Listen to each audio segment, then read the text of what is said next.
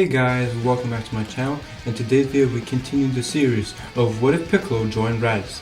Before we get started, I hope you subscribe to my channel and hit that bell icon to be informed of any future what ifs. If we hit the like goal of 30 likes, I will start making the next part. And if you have any what if suggestions for me, write down in the comments. If I see enough interest, I'll do it. Now, let's continue this story. The clash between Piccolo and Vegeta begins, their powers surging as they exchange blows. Piccolo, driven by his desire to atone for his past actions, fights with newfound determination. Vegeta, though surprised by Piccolo's transformation and power boost, doesn't back down. Thereby, Kami squares off against Raditz. Thanks to the Kaioken, Kami manages to keep Raditz on the defensive, skillfully evading and countering Raditz's attacks using his experience. Raditz, though at first confident, begins to realize that this battle is not as easy as he originally thought. As the battle rages on, Vegeta, frustrated from Piccolo's persistence, powers up further, firing a Galley gun straight towards Piccolo. Piccolo, however, draws on the power unlocked by Guru, firing his own blast, clashing blow for blow, until blast explodes, cancelling each other out. It seems they're pretty even. Just as the battle about to ramp up more, a sudden burst of energy is felt from above. 5 figures descend from the sky. The Ginyu Force has arrived. Vegeta's expression turns from determination to shock quickly. He was too focused on the fight to realize that the Ginyu Force has arrived.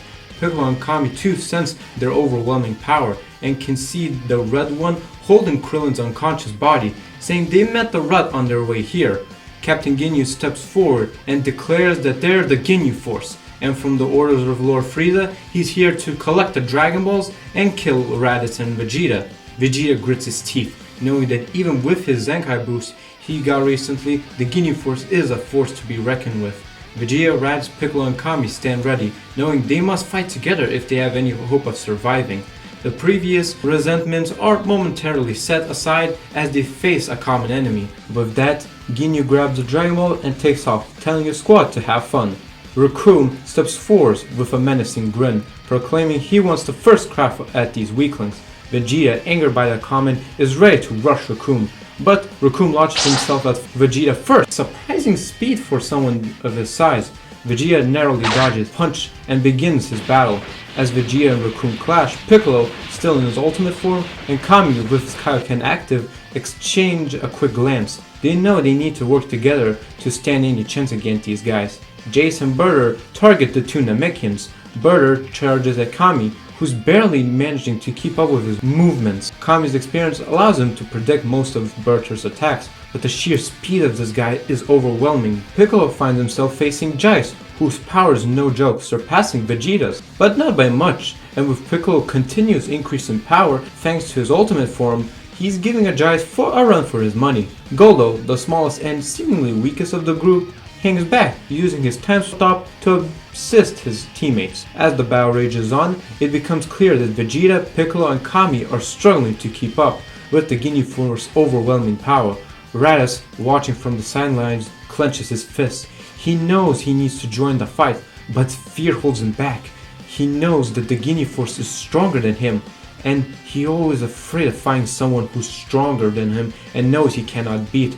This always happens to him ever since he joined Vegeta's squad. He looks and sees Raccoon landing a heavy blow on Vegeta, sending him crashing to the ground. This awakens something in Raditz.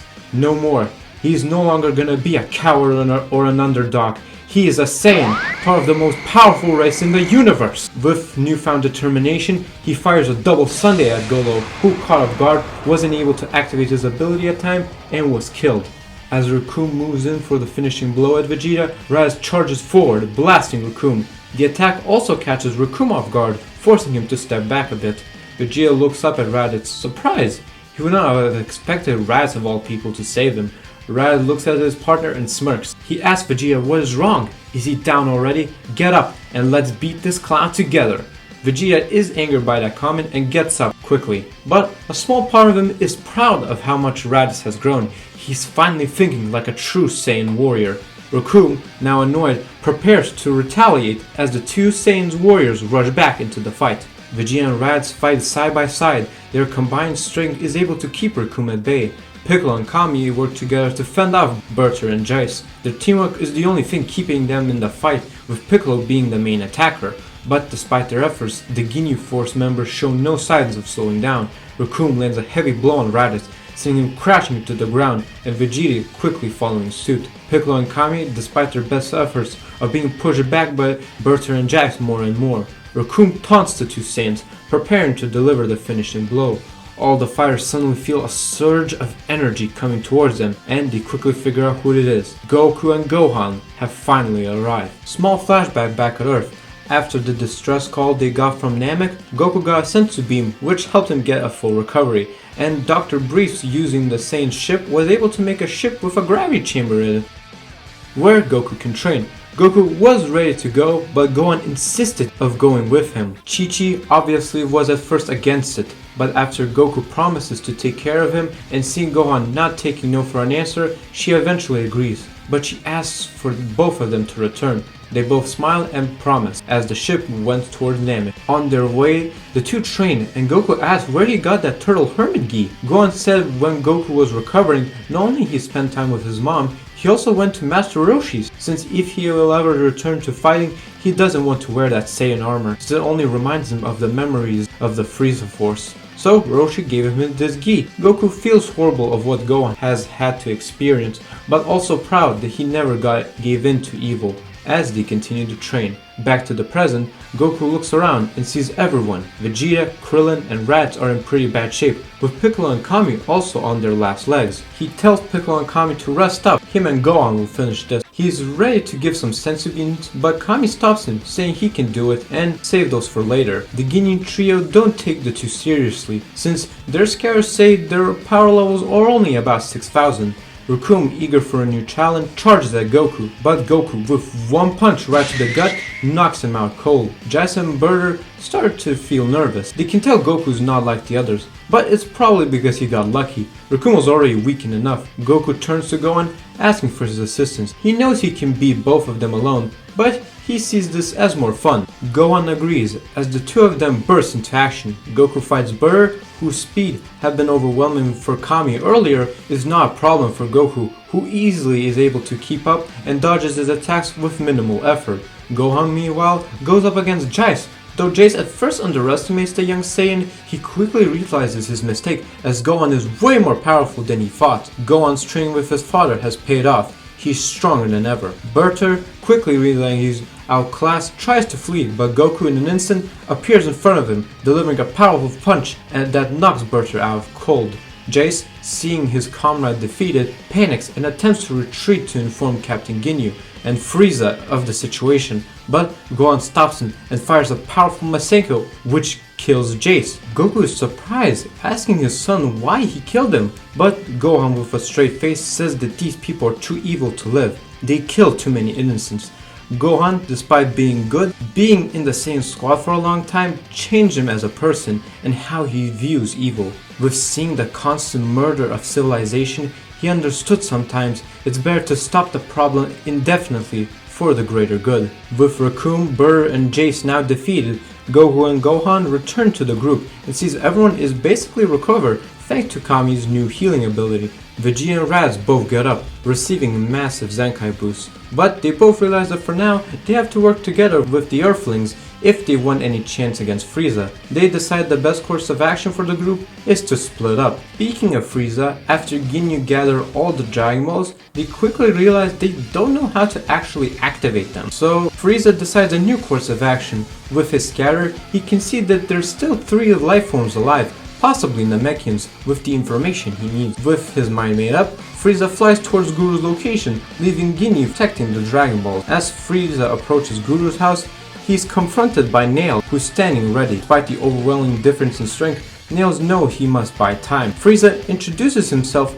and politely asks for the information for the Dragon Balls, but Nail stands firm, refusing the demands, and simply asks to take the fight elsewhere since he doesn't want to endanger the Grand Elder, since if he dies, the Dragon Balls disappear too. Frieza agrees. As they go to the wasteland ready to fight, Frieza checks Nail's power level and it's 73,000. That's quite powerful. He's probably the strongest Namekian he's ever seen. He's almost as strong as the Ginyu Force, but no match for him still. Nail smirks, saying that that's not all, and with a shout powers up a yellowish aura surrounding him, and his skin turns more yellow.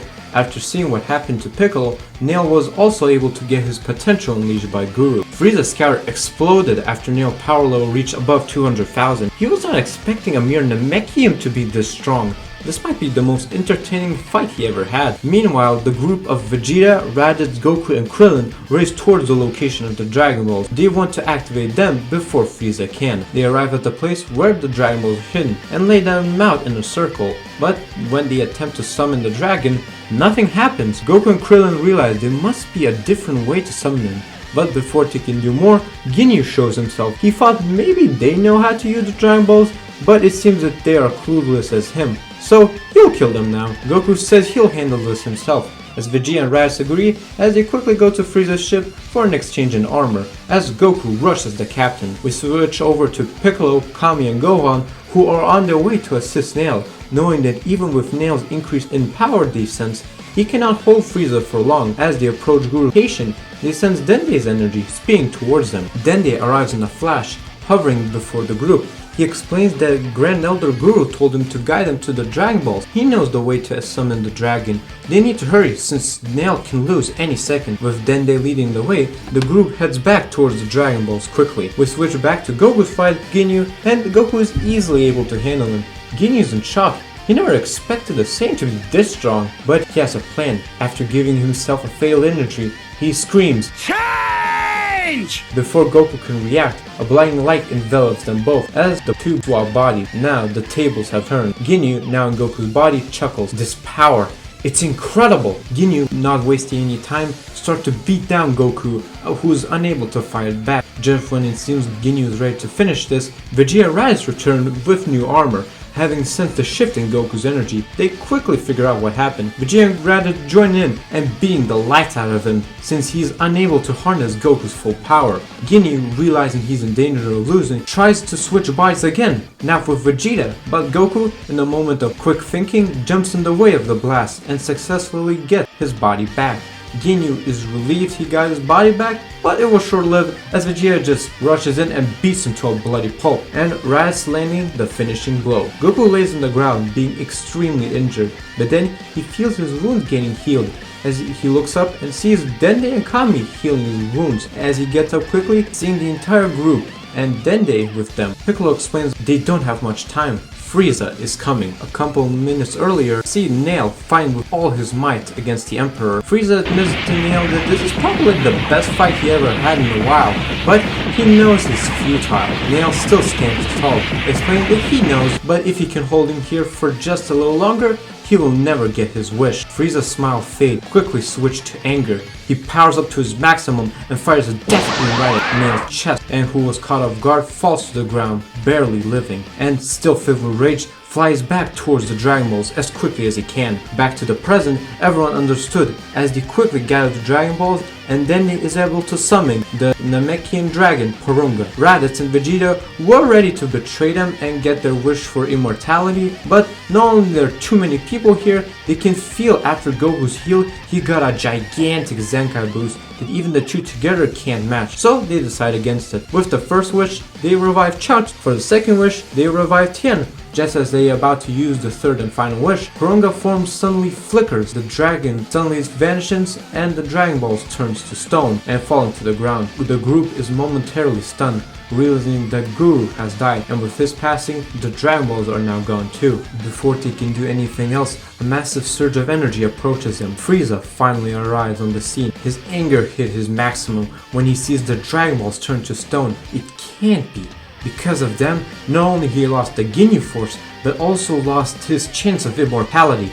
He will make them suffer the worst way possible. Goku steps up to the fight first, as him and Frieza clash, but with Goku's massive Zenkai boost, he's able to easily fight Frieza in his first form. Frieza decides to transform, progressing through his transformation. Goku was still above him, which made the Emperor surprised. It's only when Frieza reaches his final form when the true challenge begins. Frieza's power level was off the charts, and Goku struggled to keep up. With the help of the Kaioken, it evens out the fight, but not by much, and even with his Zenkai boost, Goku starts to feel the pressure. Piccolo, sensing Goku might need help, jumps in with his ultimate form. Together, he and Goku manage to hold their own against Frieza, but barely, since he's still clearly above them. Meanwhile, Gohan, Raditz, and Vegeta, aware of their weakness and wanting to be more useful, come up with a desperate plan. They realize that the only way to become strong enough right now and to truly make a difference is to receive a Zenkai boost of their own. Gohan convinces Krillin to blast a hole into their chest,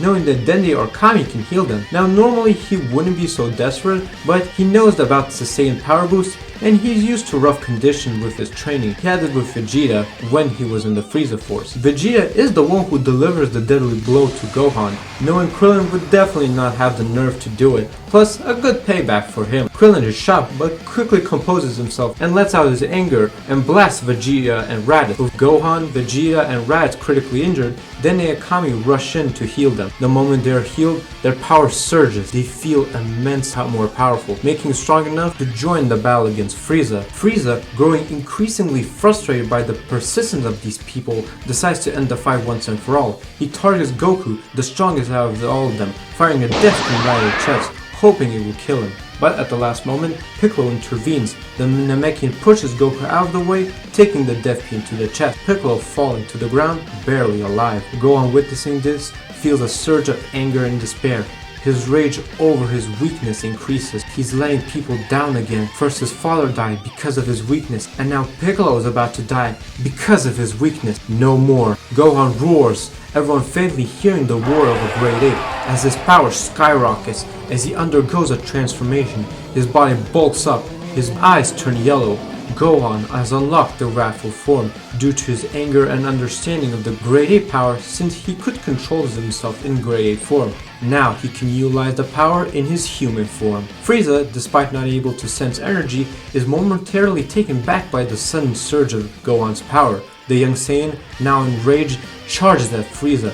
Gohan's attacks are relentless. Frieza is forced on the defensive, but is quickly adapting to the increase in power. Sensing that Gohan is losing steam, Goku steps forward once more to help. Dende was ready to heal him, but Goku said there is no need, as he takes a senzu bean from his pocket and eats it, returning back to full strength, now gaining another Zenkai boost. Drawing on the last of his strength, Goku powers up to his maximum, unleashing Kaioken times 20 and joining the fight alongside his son. As the fight continues, Frieza, for the first time in his life, feels threatened and realizes that he must take drastic measures. As a last-ditch effort, Frieza launches a death ball towards the planet's core. He smirks, knowing that the planet's destruction is inevitable, though it will take time for it to explode, but he will savor every minute killing these monkeys. In other world, King Kai, sensing the planet will fall quickly, comes up with a plan. He contacts Mr. Popo at Earth and instructs him to summon Shenron. Mr. Popo summons the dragon, and listening to King Kai's instruction, he uses the two wishes to revive every good person killed on Namek and to bring everyone back to Earth, except for Goku and Gohan, and Frieza, of course, as the two Saiyans request not to return. As the battle on the destroying planet continues, Goku and Gohan fight with everything they have against Frieza. Frieza, having enough, begins to power up to his maximum, but Goku and Gohan can't allow that. They know that if they allow this, it will be over for them. They use every ounce of strength they have, with Goku shouting Kaioken times 25, his red aura exploding as they fire a father-son Kamehameha, their blue energies merging into one singular humongous beam. And Frieza, who is in mid-transformation, cannot counter the blast and is consumed by the massive energy beam, and is finally defeated. As the dust settles, Goku and Gohan land, breathing heavily, but victorious. Goku falls from the strain of the Kaioken, as Gohan catches his dad. As he looks around and sees the planet can explode any minute, he carries his dad back to Frieza's ship as fast as he can. He tries to pilot it, but it's too damaged to be able to fly anywhere. But he sees something ahead and gets an idea, and the next minute we see planet Namek explode. But that's where we leave off this part of What If Piccolo joined Raditz. As always, if you have any what if suggestions for me, write down in the comments, and if you enjoyed the video, consider subscribing, and if this video reaches 30 likes, I will make the next part. And I'll see you guys in my next video.